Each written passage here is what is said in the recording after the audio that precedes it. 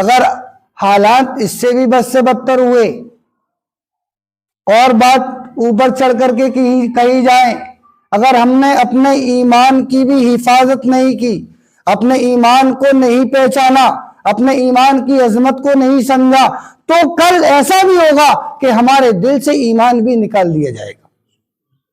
ہماری موت کلمے کے ساتھ نہیں آ سکتی جب ہمارے دل کے اندر ایمان کی عظمت نہیں ہے، ایمان کی اہمیت نہیں ہے، ایمان کی ہمارے دل کے اندر محبت نہیں ہے، تو ہمارا ایمان ہمارے لیے ایسا ہے جیسا کہ ہم سے چھین لیا گیا۔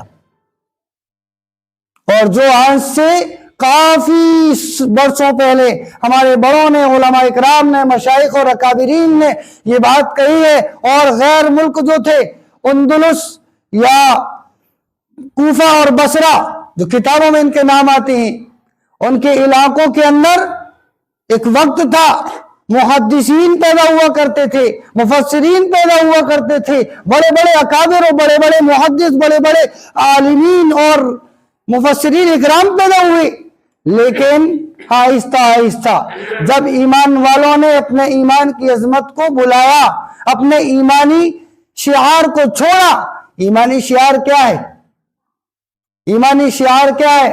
مسجد ہے، ایمان کی پہچان ہے، مرکز ہے، ایمان کی پہچان ہے، مدرسہ ہے، ایمان کی پہچان ہے، خانقاہ ہے، ایمان کی پہچان ہے، انسان کا لباس، داڑھی ایک ایمان کی پہچان ہے۔ جب ہم نے ان تمام چیزوں کی اہمیت چھوڑ دی، ہمارے دل سے ان تمام چیزوں کی عظمت نکل گئی، تو پھر کیا ہوا؟ حالات ایسے بنے کہ اگر ہمارا دل بھی چاہے کہ مسجد میں جانے کا، تب حالات اللہ ایسے پیدا کر دے کہ مسجد میں نہ جانے دے، مسجدوں میں تالے لگوا دے کہ جب تمہیں بلایا جاتا تھا تم نہیں آتے تھے، آج تم آنا چاہتے ہو تو ہم نے تالے لگوا دیے، تم مسجد میں نہیں آ سکتے۔ آج ہمارے مسلمانوں کی مائیں بہنیں بے حیائی کے ساتھ، بے پردگی کے ساتھ آوارہ طریقے سے گھومتی اور پھرتی ہیں شادی بیاہوں میں، لیکن سن لیں ایک وقت وہ آئے گا کہ جب یہی ہماری مستورات اور عورتیں پردہ کرنا چاہیں گی تو پردہ نہیں کرنے دیا جائے گا۔ نہیں ایسے حالات نہیں آئے؟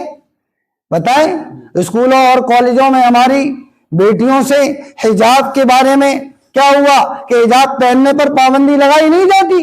کیوں؟ کیونکہ ہم نے اس کی عظمت کو نہیں سمجھا۔ آج ہماری مساجدوں سے اذانوں کی آوازوں کو روکنے اور اس پر پابندی لگانے کی کوشش نہیں کی جاتی۔ کیوں؟ کیونکہ آج ہم نے اذانوں کی اہمیت نہیں سمجھی۔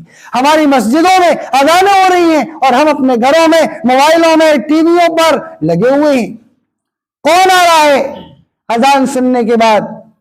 کیا فائدہ ایسی اذان سے جو اذانیں تمہیں مسجد میں نہ لا سکیں؟ بڑا مشکل مسئلہ ہے۔ کسی شاعر نے بہت ہی اچھے انداز میں لکھا ہے کہ فجر کی اذان مسلمانوں کو جگا نہیں پا رہی اور اسی اذان سے غیر مسلم سو نہیں پا رہے۔ فجر کی اذان کے بارے میں نہیں سنا؟ غیر مسلم یہی تو کہتے ہیں کہ ان کی اذانیں جو ہوتی ہیں ان سے ہمیں پریشانی ہوتی ہے، ہماری نیندیں خراب ہوتی ہیں۔ بڑا مشکل مسئلہ ہے۔ فجر کی اذانیں مسلمانوں کو جگا نہیں پا رہی اور غیر مسلموں کو سونے نہیں دے رہی۔ ایسا عجیب مسئلہ ہے۔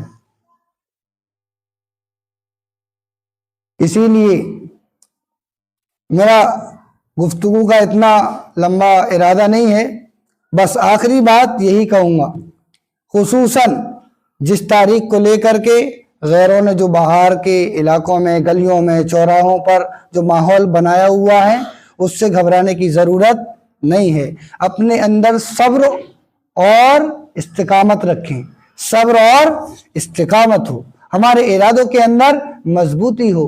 میں نے قرآن کریم کی آیت پڑھی تھی شروع میں، یا ایھا الذین آمنوا استعینوا بالصبر والصلاۃ۔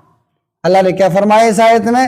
اے ایمان والو، تم نماز کے ذریعے اور صبر کے ذریعے مجھ سے مدد مانگو۔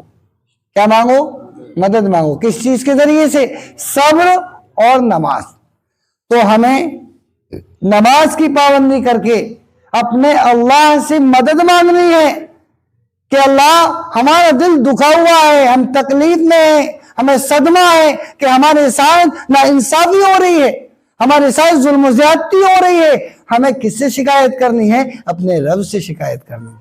ہماری سننے والا کوئی نہیں ہے، کوئی ہے تو ہمارا رب ہے، ہمارا رب ہی ہماری سن سکتا ہے، اور وہی ہمارا بیڑا پار کر سکتا ہے۔ لیکن ضرورت اس بات کی ہے کہ ہمیں اپنے اللہ سے تعلق اپنی زندگی کے ہر دن میں مضبوط سے مضبوط تر کرنا چاہیے۔ اللہ سے مدد مانگنے کا ذریعہ جب اللہ نے ہمیں خود بتا دیا، نماز کوئی معمولی عبادت ہے؟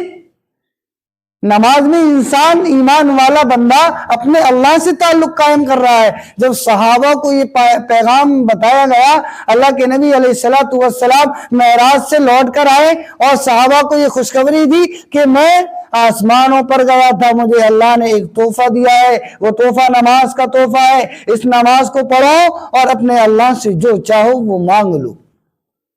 صحابہ خوش ہو گئے، جشن منانے لگے، اب تو ہمیں اللہ سے بات کرنے کا ذریعہ مل گیا۔